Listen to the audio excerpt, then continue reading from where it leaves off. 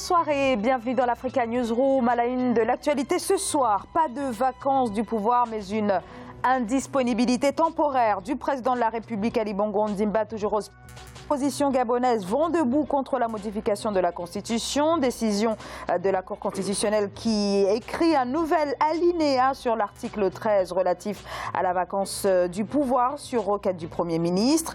La Cour constitutionnelle est-elle sortie de ses prérogatives comme le dénonce opposition et société civile? On en parle dans le débat. Embargo sur les armes et autres sanctions financières. La fin des sanctions de l'ONU contre l'Érythrée sous le coup de ces mesures depuis 9 ans pour son soutien présumé au Chebab en Somalie. Un vote à l'unanimité ce jeudi au Conseil de sécurité. La fin de ces sanctions, est-ce un aveu d'impuissance de l'ONU sur la question érythréenne? Je poserai là aussi la question à mes invités. Puis les nouvelles orientations du Congo-Brazzaville en matière de politique d'urbanisation.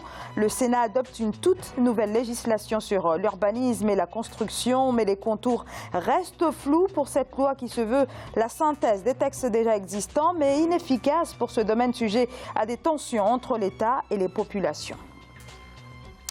Et voici mes invités de ce soir. Monsieur Hamidine Kane, bonsoir. Bonsoir. Vous êtes docteur en économie et en intelligence économique. À mes côtés également, monsieur Marc Mbebe Calais, bonsoir. Bonsoir Zara. Vous êt maître de conférence à l'UIT de Troyes et à l'Université de Reims. Merci à tous les deux d'avoir accepté notre invitation. Sans plus tarder, notre premier sujet.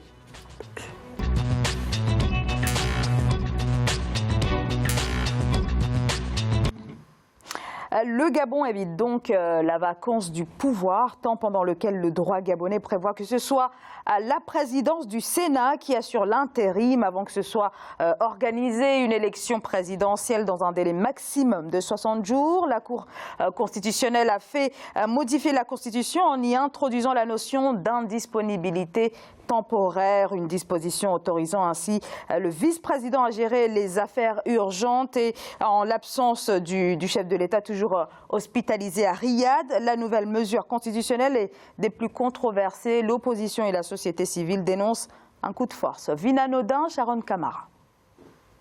Alors que le doute règne sur l'état de santé du chef de l'État gabonais Ali Bongo Ondimba depuis le 24 octobre, le Premier ministre Emmanuel Izosé Ngandé a saisi la Cour constitutionnelle. L'institution a reconnu ce 14 novembre une indisponibilité temporaire du président de la République. Pendant son absence, c'est le vice-président Pierre Claver Maganga Moussavou qui sera chargé de présider les conseils des ministres et de s'occuper des dossiers urgents. En cas d'indisponibilité temporaire du président de la République, pour quelque cause que ce soit, certaines fonctions dévolues à ce dernier, à l'exception de celles aux articles 18, 19 et 109, alinéa 1er, peuvent être exercées soit par le Premier ministre, sur autorisation spéciale de la Cour constitutionnelle saisie par le Premier ministre, ou un dixième des membres du gouvernement, chaque fois que c'est nécessaire. En vertu de cet alinéa, ajouté à l'article 13, le vice-président de la République est autorisé à convoquer et à présider un conseil des ministres qui portera exclusivement sur l'ordre du jour joint à la requête du Premier ministre. Cette autorisation accordée au vice-président Pierre Claver Maganga Moussavou permettra au gouvernement d'assurer le conseil des ministres qui ne s'est pas tenu depuis 3 semaines. L'ajout de ce nouvel alinéa suscite de vives réactions du côté de l'opposition qui dénonce ce manque d'informations. Sur les réseaux sociaux ou dans leur QG, les membres de l'opposition reprochent au gouvernement de ne pas diffuser les informations sur l'état de santé du président Ali Bongo Ondimba.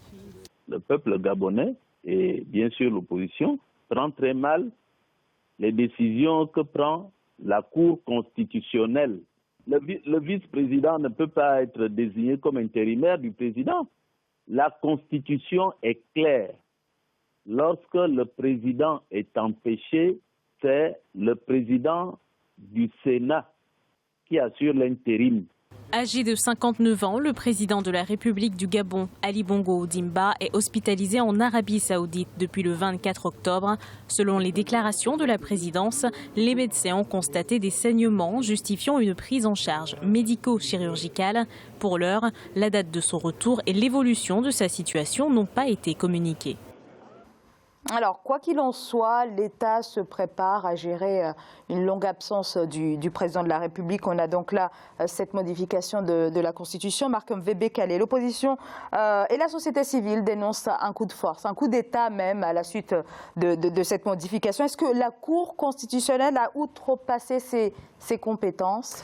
Oui, absolument. Enfin, je dirais que c'est vrai que ce que disent aujourd'hui l'opposition et la société civile, tout ça relève des éléments de langage qui ça s'inscrit bien sûr dans le jeu normal de la démocratie. Mais il reste que lorsqu'on considère la décision qui a été prise, lorsqu'on l'inscrit dans le cadre d'un État de droit, n'est-ce pas, c'est-à-dire d'un pays qui fonctionne sur la base du respect du droit, je crois que là, tout à fait. Vous avez bien résumé dans la présentation du document. La Cour constitutionnelle est sortie de son champ de compétences véritablement, comme le dit l'opposition. Absolument.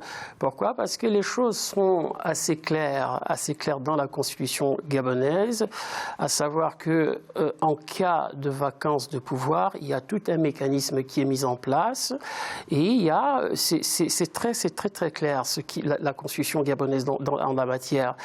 Et là, on voit que rien dans ce texte constitutionnel ne donne à la Cour constitutionnelle le droit, les prérogatives de réécrire, parce qu'on est là dans la réécriture de la Constitution. Certes, il est vrai que la présidente de la Cour constitutionnelle a parlé d'un amendement temporaire. Même si l'amendement est léger, il reste que... Alors temporaire, mais pas de durée. Mais qui devrait être entériné, voilà, qui est censé être entériné par le Parlement.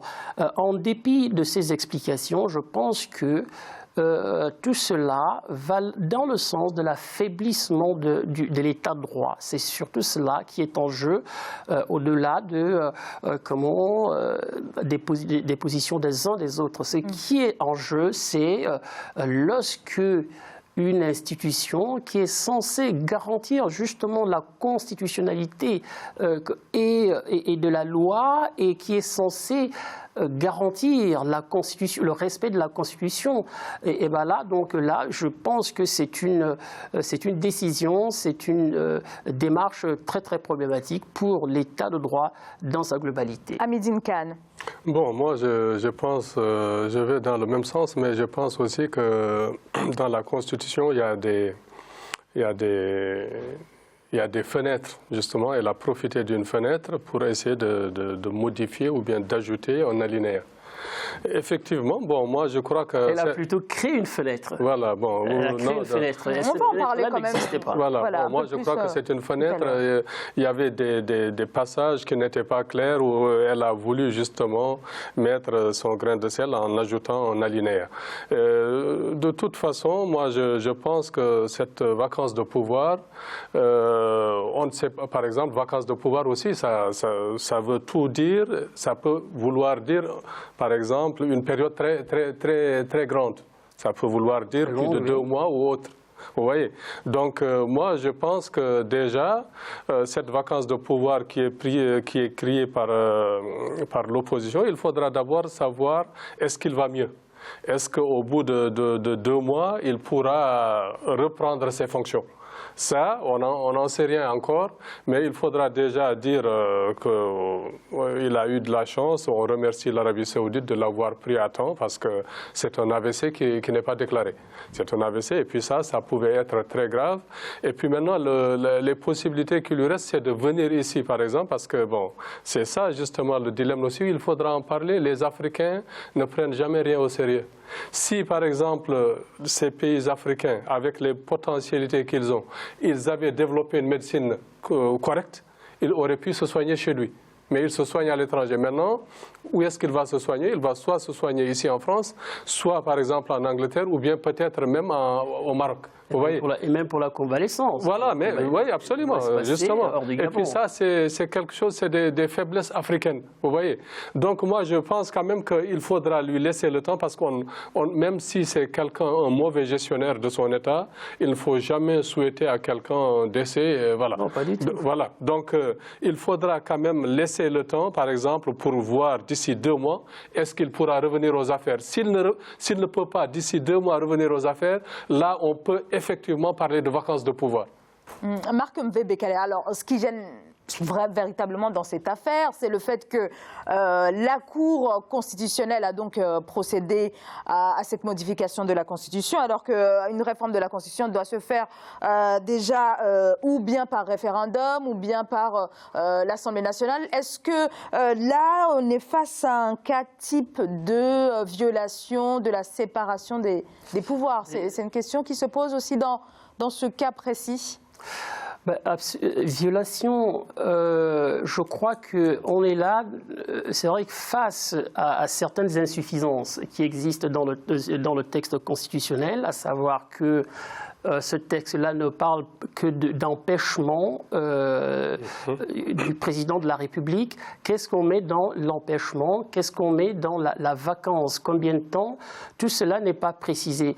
C'est pour cela qu'on a ce déplacement de champ linguistique, à savoir que l'on passe de la vacance de pouvoir à l'indisponibilité du président de la République. Ça veut dire quoi? Ça veut dire que l'indisponibilité introduit un élément de temporalité, à savoir qu'on s'attend probablement à ce que son absence soit plus ou moins courte. Même avec cela, il reste que aujourd'hui, il existe un Parlement au Gabon. Il y a eu des élections législatives dernièrement. La nouvelle Assemblée va entrer en exercice, etc., etc. C'est vrai que tout cela pose des difficultés, mais il reste que on est là dans un processus où, en se servant des tours de passe-passe, comme celui-là, on tend vers un état modulable où on constate une insuffisance par-ci, par-là, on va voir la Cour constitutionnelle et c'est elle qui va s'arroger justement des compétences qui ne sont pas inscrites, qui ne lui sont pas reconnues par la Constitution. Voilà le vrai souci. Oui, on peut parler de violation. Certes, il est vrai que l'intention, on peut toujours avoir des soupçons, on peut toujours penser que c'est une Cour constitutionnelle qui n'a jamais été véritablement favorable à l'opposition. Et on comprend là aussi le positionnement, la réaction de l'opposition face à cette démarche. Et donc, qu'est-ce qu'on peut dire? On peut dire que, oui, que ça soit une situation provisoire, certes, mais ça restera un précédent dans l'histoire du Gabon. Et c'est ce que craignent d'ailleurs la plupart des Gabonais aujourd'hui. Non seulement ils n'ont pas de vérité, ils n'ont pas de transparence sur l'état de santé du président Ali Bongo, mais alors il y a des mesures qui sont prises et qui finalement creusent le doute, participent à la création d'une situation où les populations se posent énormément de questions quant à l'impartialité, quant à vraiment de la Cour constitutionnelle. Alors, ceci étant, peu importe l'interprétation des uns et des autres, si on se base uniquement sur les faits, cette disposition a en tout cas permis de court-circuiter la vacance du pouvoir, donc qui bénéficie complètement au régime, puisque si la vacance du pouvoir avait été instaurée, alors il aurait fallu donc que la présidence du Sénat assure l'intérim et garantisse des élections dans les 2 mois. Voilà. Donc, Hamidine Kane, donc ça profite complètement au régime. Absolument. De toute façon, c'est eux qui sont au pouvoir. Ils ont gagné aussi les élections législatives. Donc, tout l'appareil revient au pouvoir. C'est lui aussi qui a mis justement, qui a encore conforté justement la présidente de la Cour constitutionnelle dans ses fonctions. Donc, et puis je crois qu'elle est apparentée à la famille même, je crois. Voilà. Donc, ceci étant dit, de toute façon, ça aurait été aussi un autre pays qui n'a pas une... Parce que si dans la Constitution, les termes ne sont pas clairs, s'il y a des fenêtres, des champs de tir, généralement, tous les gouvernements africains vont en profiter. C'est ce qu'ils ont fait. Et puis moi, je crois que c'est de bonne guerre aussi. Hein, c'est de bonne guerre. Si ça aurait été les autres, ils allaient faire la même chose. Ça aurait été les autres. Donc maintenant, ce qu'il faut dire, c'est qu'il faudra définir jusqu'à quand, par exemple, il peut être en convalescence. C'est ce qu'il faudra essayer de définir.